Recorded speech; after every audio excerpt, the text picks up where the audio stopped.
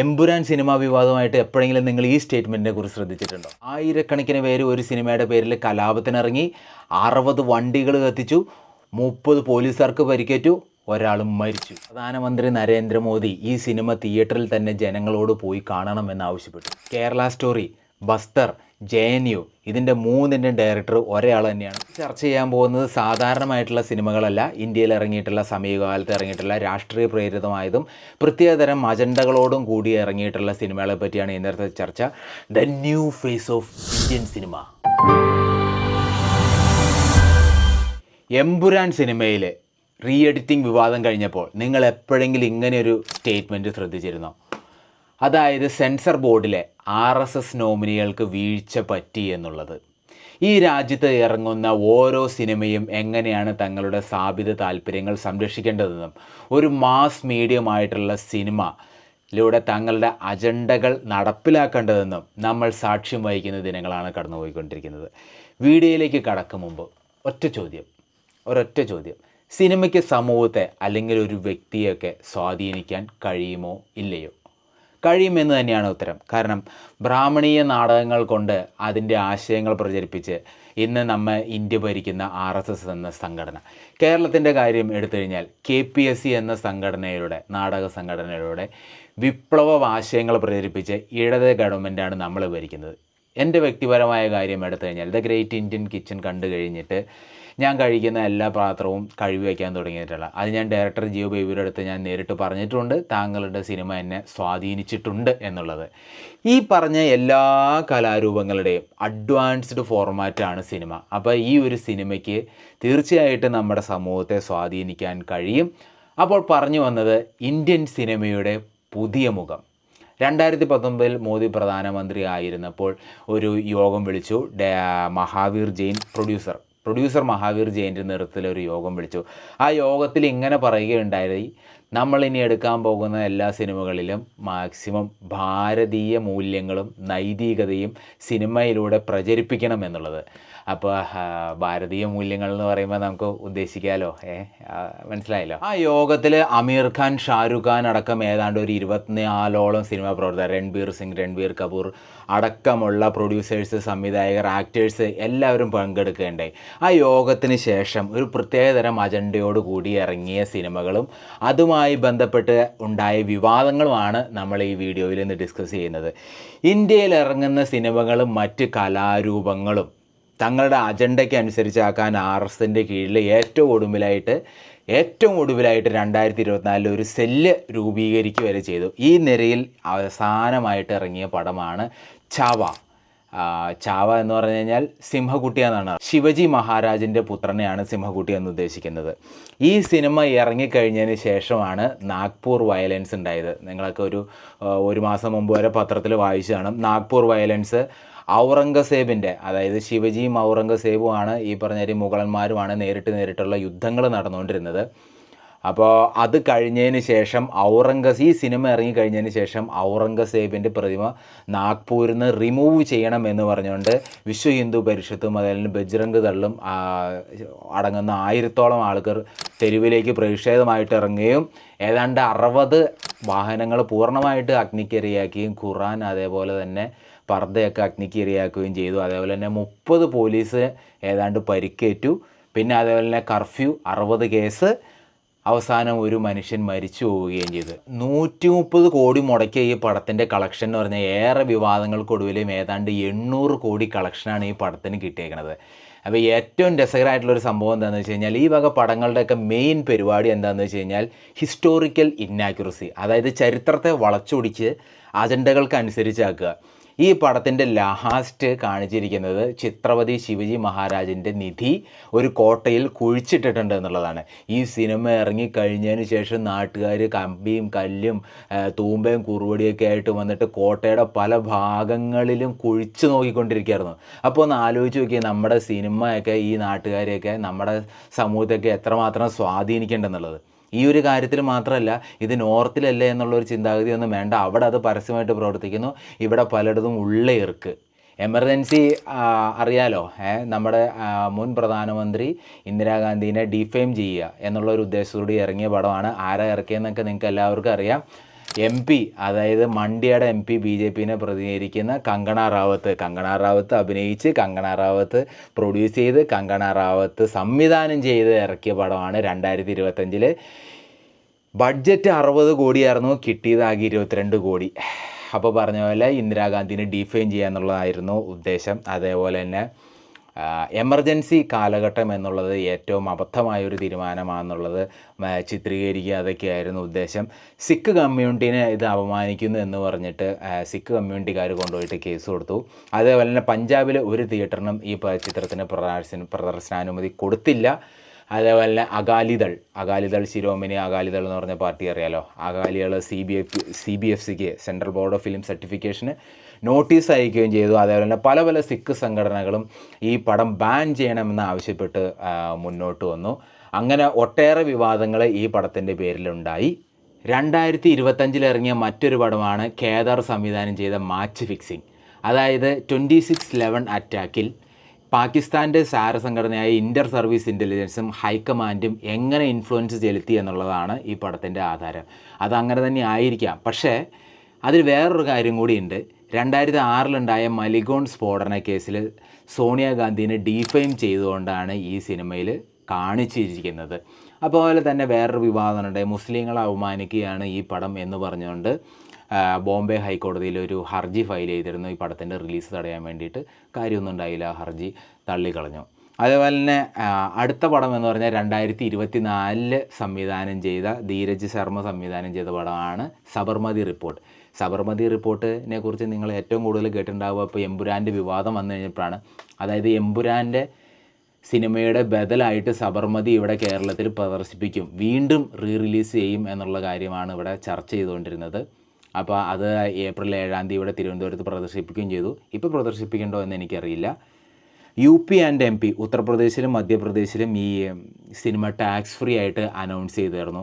അതുകൂടാതെ തന്നെ NDA മുന്നണിയുടെ വക ഈ പടം പാർലമെൻറ്റിലെ ലൈബ്രറിയിൽ പൊതുപ്രദർശനം നടത്തുകയും പ്രധാനമന്ത്രി അടക്കമുള്ള എല്ലാ NDA നേതാക്കളും വന്ന് ഈ പടത്തിനെ കണ്ട് പ്രോത്സാഹിപ്പിക്കുകയും ചെയ്തിരുന്നു. എന്തൊക്കെ പറഞ്ഞാൽ 80 കോടി മുടക്കി ഇറങ്ങിയ പടം 32 കോടിയാണ് ആകെ കളക്ഷൻ കിട്ടിയുള്ളൂ. വിക്രാന്ത് മാസയാണ് അതിൻ്റെ അകത്ത് അഭിനയിച്ചിരിക്കുന്നത്. ഈ വക പേരുകളൊക്കെ ഞാൻ പറയാൻ കാരണം ഒരേ ആൾക്കാർ തന്നെയാണ് ഇനി അങ്ങോട്ടുള്ള പല പടങ്ങളും സംവിധാനവും നിർമ്മാണവും ഒക്കെ മാറി ചെയ്തിട്ടുള്ളത്. ബസ്തർ 2024 ഇറങ്ങിയ പടമാണ്. ബസ്തർ ഉണ്ടാക്കിയിരിക്കുന്നത് 1910 ചണ്ഡീഗഡ് ഉണ്ടായിട്ടുള്ള നക്സൽ കലാപം ബേസ് ചെയ്തിട്ട് 2024 ഇറങ്ങിയ പടമാണ്. ഡയറക്ടർ സുദീപ് തോസനിനെ ഒന്ന് സൂക്ഷിച്ച് വെച്ചോ. ബഡ്ജറ്റ് 15 കോടിയായിരുന്നു, പക്ഷേ പടം കളക്ട് ചെയ്തത് ആകെ 2 കോടിയുള്ളൂ. അതായത് ഇടത് സ്വഭാവമുള്ള ലെഫ്റ്റിസ്റ്റുകളായിട്ടുള്ള എല്ലാവരും നക്സലുകളാണ്, തീവ്രവാദികളാണ് എന്ന് വരുത്തി തീർക്കാനുള്ള മാക്സിമം അജണ്ട അവർ ഈ പടത്തിലിറക്കി. അതേപോലെ തന്നെ ഈ ഇടയ്ക്ക് നിങ്ങൾ കേട്ടിരിക്കാവുന്ന ഒരു പദമാണ് അർബൻ നക്സൽ എന്നുള്ളത്. ഇടത് അല്ലെങ്കിൽ മാവോയിസ്റ്റുകളൊക്കെ കാടിൻ്റെ ഉള്ളിലെ നക്സൽ പ്രവർത്തനങ്ങളാണെന്നുണ്ടെങ്കിൽ കോൺഗ്രസ് അർബൻ നക്സൽസ് ആണ് എന്നുള്ളത് വരുത്തി തീർക്കാനുള്ള ഒരു ശ്രമവും ഈ പടം വഴി നടത്തി. അതുവഴി കോൺഗ്രസിനെയും രാജ്യദ്രോഹികളാണെന്ന് വരുത്തി തീർക്കാനുള്ളൊരു ശ്രമം നടത്തി. അപ്പോൾ ഈ പടം ഇറങ്ങിക്കഴിഞ്ഞപ്പോൾ സ്വാഭാവികമായിട്ടും ലെഫ്റ്റിസ്റ്റ് സ്റ്റുഡൻസ് ആണല്ലോ JNUവിൽ ഏറ്റവും കൂടുതലുള്ളത്. ഈ JNUവിലും ഇതിനെതിരെ പ്രതിഷേധം ഉണ്ടായിരുന്നു. എന്നാൽ പിന്നെ ഡയറക്ടർമാർ ചിന്തിച്ചു കൊടുത്തേക്കാൻ JNUവിനും ഒരു പണി, അതായത് ജവഹർലാൽ നെഹ്റു യൂണിവേഴ്സിറ്റിക്കും കൊടുത്തേക്കാൻ ഒരു പണി എന്നുള്ളത്. അങ്ങനെ 2024 ഇറങ്ങിയ മറ്റൊരു പടമാണ് JNU എന്ന് പറയുമ്പോൾ ജവഹർലാൽ നെഹ്റു യൂണിവേഴ്സിറ്റിയാണ്, പക്ഷേ ഇവർ ഇതിൻ്റെ അകത്ത് പേരിട്ടേക്കുന്നത് ജഹാംഗീർ നാഷണൽ യൂണിവേഴ്സിറ്റിയാണെന്ന്. മനസ്സിലായല്ലോ, ഇനി പറയേണ്ട കാര്യമില്ലല്ലോ. അപ്പോൾ ഇതിൻ്റെ സ്ലോഗൻ എന്ന് തന്നെ പറയുന്നത് can one university take down the entire nation. ഒരു യൂണിവേഴ്സിറ്റിക്ക് ഈ ഇന്ത്യ രാജ്യത്തിനെ മൊത്തത്തിൽ തരം താഴ്ത്താൻ പറ്റുമോ എന്നുള്ള കേസാണ്. സംഭവം മനസ്സിലായല്ലോ. അതായത് SFI വേഴ്സസ് ABVP എന്ന് പറഞ്ഞു കഴിഞ്ഞാൽ ഡയറക്ടർ ഉദ്ദേശിച്ചേക്കുന്നത് രാജ്യസ്നേഹികളുടെ പാർട്ടിയും രാജ്യദ്രോഹികളുടെ പാർട്ടിയും. അവർക്ക് അതിന് ഒരൊറ്റ അർത്ഥമുള്ളൂ. പടം പ്രദർശിപ്പിച്ച് തന്നെ യൂണിവേഴ്സിറ്റിയിൽ കല്ലേറിയിട്ടുണ്ടായി. നടൻ പീയൂഷ് മിശ്ര അതിൻ്റെ അകത്ത് പ്രധാന റോള് കൈകാര്യം ചെയ്ത ഒരാളാണ്. പുള്ളി ഈ പടത്തിൽ അഭിനയിച്ചതിന് ഇങ്ങനെ അഭിനയിക്കേണ്ടി വന്നതിനൊക്കെ മാപ്പ് പറഞ്ഞു. ബഡ്ജറ്റ് 15 കോടിയായിരുന്നു, കളക്ഷൻ കിട്ടിയത് ആകെ 30 ലക്ഷമാണ്. ഡയറക്ടർ സുദീപ് തോസൻ, ബസ്തർ സംവിധാനം ചെയ്തതും പുള്ളി തന്നെ, അതേപോലെ തന്നെ ഈ JNU സംവിധാനം ചെയ്തതും പുള്ളി തന്നെ. ഇനി നമ്മുടെ നാട്ടിൽ ഏറ്റവും കൂടുതൽ വിവാദം ഉണ്ടാക്കിയ പടമാണ് ദ കേരള സ്റ്റോറി. കേരളത്തിൽ നിന്നാണ് ഏറ്റവും കൂടുതൽ ഇതര മതസ്ഥരിൽ നിന്ന് മുസ്ലിമിലേക്ക് മാറുകയും അതുവഴി ISSലേക്ക് റിക്രൂട്ട് ചെയ്യുകയും ചെയ്തു എന്ന് പറഞ്ഞ പടം. ഡയറക്ടർ സുദീപ്തോ സെൻ. ആർക്കും സംശയമൊന്നുമില്ലല്ലോ അല്ലേ? JNU ചെയ്തതും പുള്ളി തന്നെ, അതേപോലെ തന്നെ ബസ്തർ ചെയ്തതും പുള്ളി തന്നെ. 32,000 പെണ്ണുങ്ങളാണ് ഇതേപോലെ മതം മാറിപ്പോയതെന്നാണ് ഈ പടത്തിൽ അവർ അവകാശപ്പെടുന്നത്. പക്ഷേ ആക്ച്വൽ നമ്പർ എന്ന് പറയുന്നത് 3 പേരാണ്. 3 പേര് പോയിട്ടുണ്ടെന്നുള്ളത് സത്യം തന്നെയാണ്. UP യിലും MP യിലും ടാക്സ് ഫ്രീ ആക്കി ഈ പടങ്ങൾ അനൗൺസ് ചെയ്തു. അതുപോലെ തന്നെ വെസ്റ്റ് ബംഗാൾ ഈ പടം ഞങ്ങളിവിടെ കളിക്കണ്ട, ഞങ്ങളുടെ ഏരിയയിലേക്ക് കളിക്കാൻ വരണ്ട എന്നുള്ള രീതിയിൽ വെസ്റ്റ് ബംഗാൾ അത് ബാൻ ചെയ്തു. UP തെരഞ്ഞെടുപ്പിൽ യോഗി പറഞ്ഞു കേരളം പോലെ UP ആവാതിരിക്കണമെങ്കിൽ എനിക്ക് വോട്ട് ചെയ്യണമെന്ന് പറഞ്ഞിട്ടുണ്ട്. അത് ഈ കേരള സ്റ്റോറി എന്ന സിനിമയെ ബേസ് ചെയ്തിട്ടാണ് പറഞ്ഞിട്ടുള്ളത്. പ്രധാനമന്ത്രി നരേന്ദ്രമോദി അടക്കം പല സ്ഥലത്തും ഈ കേരള സ്റ്റോറി എന്ന സിനിമയുടെ പരസ്യമായിട്ട് പ്രസംഗിക്കുകയും ചെയ്തിട്ടുണ്ട്. പക്ഷേ എന്തൊക്കെ പറഞ്ഞാൽ 20 കോടി മുടക്കിയ പടം 303 കോടിയാണ് കളക്ഷൻ കിട്ടിയിരിക്കുന്നത്. അപ്പോൾ ഇത്തരം ഹെയ്റ്റ് പ്രൊപ്പഗണ്ട സിനിമകൾക്ക് ഇന്ത്യയിൽ സ്ഥാനമുണ്ട് എന്നുള്ളതിന് തെളിവ് തന്നെയാണ് ഇത്രയും കളക്ഷൻ കിട്ടിയതിൻ്റെ കാരണം. അടുത്ത പടമാണ് 2024 തന്നെ പുറത്തിറങ്ങിയിട്ടുള്ള സവർക്കറിൻ്റെ ബയോപിക് ആയിട്ടുള്ള ഒരു പടം. സവർക്കറിൻ്റെ മാത്രമല്ല, ഇവിടെ ഗോഡ്സേയുടെ പടങ്ങളും ഇറങ്ങിയിട്ടുണ്ട്. അപ്പോൾ സവർക്കറിൻ്റെ പടത്തിൽ അഭിനയിച്ചിരിക്കുന്നത് ആരൊക്കെയാണെന്ന് കങ്കണ റാവത്തിൻ്റെ മാതിരി തന്നെ actor Randeep Hooda, director Randeep Hooda, produce ചെയ്തിരിക്കുന്നതും രൺദീപ് ഹൂഡ. ബഡ്ജറ്റ് 20 കോടി, കളക്ഷൻ കിട്ടിയത് 24 കോടി. പുള്ളി ലാസ്റ്റ് കടം തീർക്കാൻ വേണ്ടിയിട്ട് ബോംബെയിൽ ഫ്ലാറ്റ് വിൽക്കേണ്ടി വന്നൊരവസ്ഥ രൺദീപ് ഹൂഡ വിൽക്കേണ്ടി വന്നു. ടാക്സ് ഫ്രീ ആക്കണമെന്ന് രൺദീപ് ഹൂഡ മറ്റ് പടങ്ങളെ പോലെ ആവശ്യപ്പെട്ടെങ്കിലും നടന്നില്ല.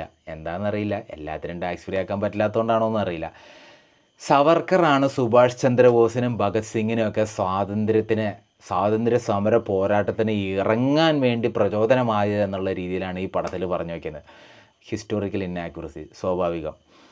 അനി ബോസ് അടക്കമുള്ള നേതാജിയുടെ പുത്രപൗത്രന്മാർ ഈ പടത്തിനെതിരെ ശക്തമായി രംഗത്ത് വന്നു.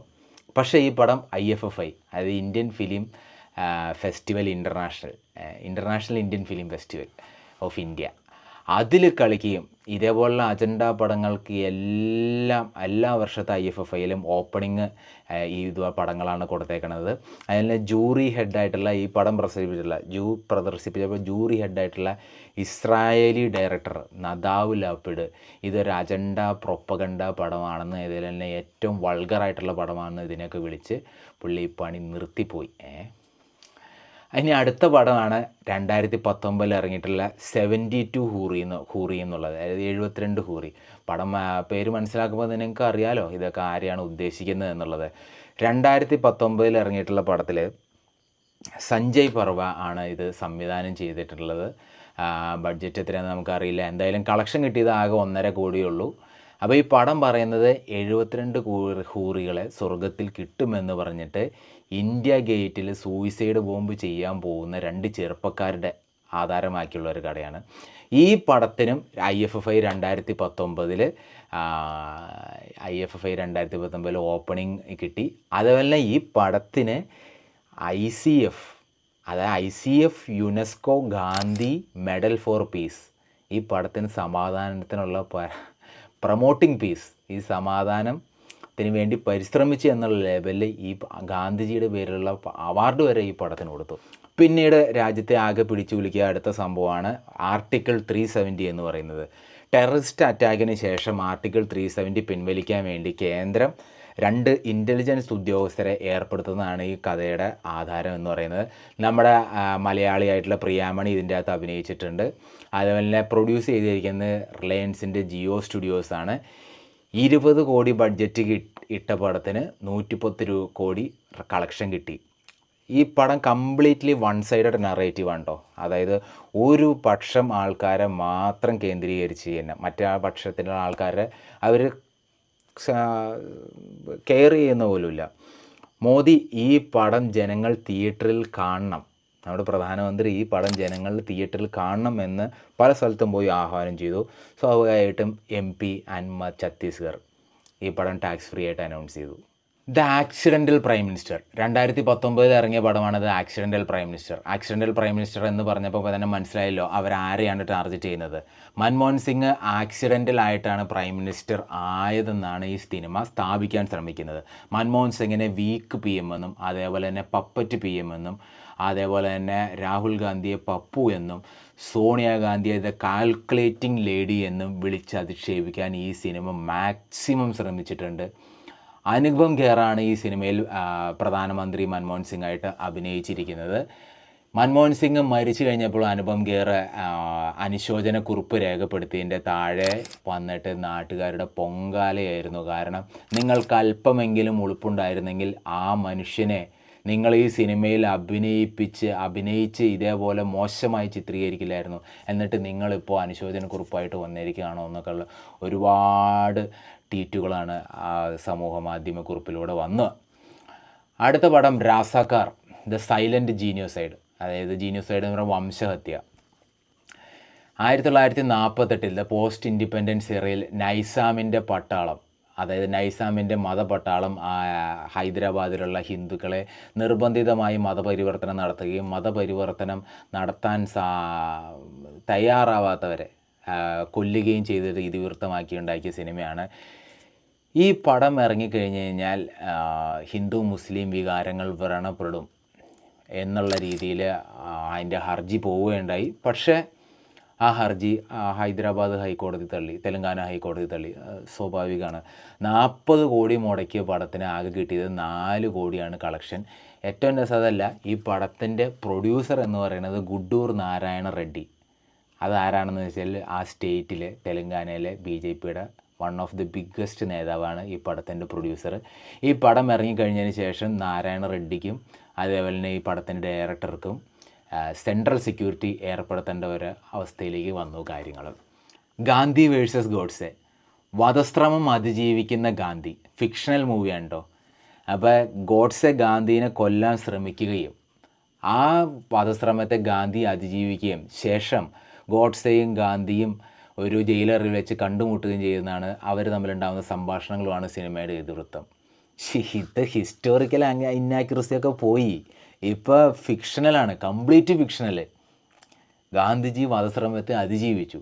അതിനുശേഷം ഗോഡ്സെയോട് ചോദിക്കുകയാണ്, നീ എന്തുകൊണ്ട് എന്നെ കൊല്ലാൻ ശ്രമിച്ചു? അപ്പോൾ ഇവിടെ ഹിന്ദുക്കളുടെ ഇപ്പോഴത്തെ ദാരിദ്ര്യാവസ്ഥയ്ക്ക് കാരണം ഗാന്ധിയാണ്, അങ്ങനെയുള്ള ഒരുപാട് കാരണങ്ങൾ നിരത്തി ഇന്ത്യയെ കീറി മുറിച്ചത് ഗാന്ധിയാണ്, അതുകൊണ്ടാണ് കൊല്ലാൻ ശ്രമിച്ചതെന്നൊക്കെ പ്രസ്താവിച്ച് നിരത്തി ലാസ്റ്റ് ഗാന്ധിജി ഗോഡ്സെയുടെ വർത്തമാനങ്ങൾ വരുതിയിലാവുകയും അതേപോലെ തന്നെ ഗ്രാമസ്വരാജിൻ്റെ പ്രവർത്തനങ്ങളിലേക്ക് പ്രചോദനം ഉൾക്കൊണ്ട് പോവുകയൊക്കെയാണ് ഈ സിനിമയുടെ ഹൈലൈറ്റ്. ഒരേ ജയിലറയിൽ ഗോഡ്സേനെയും ഗാന്ധിജീനെയും ഇട്ട് ഗോഡ്സേനെ ഹൈലൈറ്റ് ചെയ്ത് സംസാരിപ്പിക്കലായിരുന്നു ഈ സിനിമയുടെ മെയിൻ പരിപാടി. ബഡ്ജറ്റ് 25 കോടിയാണ്, ആകെ കളക്ഷൻ കിട്ടിയത് ആകെ 10 കോടിയുള്ളൂ. പിന്നെ നിങ്ങൾക്ക് എല്ലാവർക്കും അറിയായിരിക്കും ദ കാശ്മീർ ഫയൽസ്. ഇത് വളരെയധികം എല്ലാവരും കേട്ടിട്ടുള്ള ഒരു പടമായിരിക്കും. 1990 നടന്നിട്ടുള്ള കാശ്മീർ പണ്ഡിറ്റുകളുടെ വംശഹത്യയാണ് ഈ പടത്തിൻ്റെ ഇതിവൃത്തം. ചിത്രത്തിൽ ചരിത്രത്തെ വളച്ചൊടിക്കുക മാത്രമല്ല, വൺ സൈഡഡ് ആയിട്ടുള്ള ഒരു സ്റ്റോറിയാണ് ഇതിൻ്റെ അകത്ത് പറഞ്ഞിട്ടുള്ളത്. ചിത്രത്തിൽ കാശ്മീരികളായിട്ടുള്ള മുസ്ലിങ്ങൾ എല്ലാവരും അക്രമകാരികളും കലാപകാരികളും ആണെന്നാണ് ഈ പടം പറഞ്ഞു വയ്ക്കുന്നത്. സിംഗപ്പൂർ ഈ പടം കംപ്ലീറ്റ്ലി ബാൻ ചെയ്തു, ഞങ്ങളുടെ രാജ്യത്ത് കളിക്കാൻ വരണ്ട എന്ന് പറയുന്ന പോലെ തന്നെ പരിപാടി വെസ്റ്റ് ബംഗാൾ നേരത്തെ ചെയ്ത പോലെ തന്നെ സിംഗപ്പൂരും ചെയ്തിരുന്നു. ഡയറക്ടർ വിവേക് അഗ്നിഹോത്രി, ഡയറക്ടറിൻ്റെ പേര് പറയാൻ കാരണം വാക്സിൻ വാർ എന്ന് പറഞ്ഞ് വേറൊരു പടം കൂടി, അജണ്ട പടം കൂടി ഈ ചെയ്തിട്ടുണ്ട്. പക്ഷേ എന്തൊക്കെ പറഞ്ഞാലും പടം 25 കോടി ആണ് ബഡ്ജറ്റെങ്കിലും 340 കോടി പടം കളക്ട് ചെയ്തു. അപ്പോൾ അജണ്ട പടങ്ങൾ ഇപ്പോഴും നല്ല രീതിയിൽ ഓടും എന്നുള്ളതിൻ്റെ തെളിവാണ്, പല രീതിയിലും ഓടും എന്നുള്ളതിൻ്റെ തെളിവാണ് ഇത്തരം കളക്ഷൻ റിപ്പോർട്ട്. ഇതിൽ 3-4 സിനിമകൾ ഒഴിച്ച് ബാക്കി എല്ലാം നഷ്ടത്തിൽ കലാശിച്ചെങ്കിലും ഇതുപോലുള്ള അജണ്ട സിനിമകൾ ഇനിയും ഇറങ്ങിക്കൊണ്ടിരിക്കുന്നു. പല സിനിമകളും നടന്ന സംഭവങ്ങളെ പറ്റിയിട്ടാണെന്ന് എന്നുണ്ടെങ്കിലും ഹിസ്റ്റോറിക്കൽ ഇന്നാക്യുറസി കൊണ്ട് കുത്തി നിറച്ചിരിക്കുകയാണ്. ചരിത്രം വളച്ചൊടിച്ച് മതസ്പർദ്ധ വളർത്തി രാഷ്ട്രീയ നേട്ടങ്ങൾക്ക് വേണ്ടി ഇറങ്ങുന്ന ഇത്തരം സിനിമകൾ ഇനിയും ഇന്ത്യയിൽ ഇറങ്ങും എന്ന് പറയുന്ന ഒരു സത്യം തന്നെയാണ്. ഭയം വിതച്ചുകൊണ്ട് രാഷ്ട്രീയ നേട്ടമുണ്ടാക്കുകയാണ് ഇത്തരം സിനിമകൾ ചെയ്യുന്നത്. അല്ല, ബ്രിട്ടീഷുകാർ ചെയ്തു വെച്ചിട്ട് പോയ അതേ തന്ത്രം, ഡിവൈഡ് ആൻഡ് റൂൾ. ആ തന്ത്രം പ്രയോഗിക്കാനുള്ള ഏറ്റവും സ്വീകാര്യമായിട്ടുള്ള മാസ് ക്രൗഡിനെ സ്വാധീനിക്കാൻ പറ്റുന്ന മീഡിയ പരീക്ഷണശാലയായിട്ട് മാറിക്കൊണ്ടിരിക്കുന്ന ഇന്ത്യൻ സിനിമയുടെ പുതിയ മുഖം. ആ മുഖത്തെ പറ്റിയുള്ള നിങ്ങളുടെ അഭിപ്രായങ്ങൾ കമൻറ്റുകളായിട്ട് ഈ വീഡിയോയ്ക്ക് കീഴെ രേഖപ്പെടുത്തുക. അടുത്ത വീഡിയോ വരേക്കും സൈനിങ് ഓഫ്.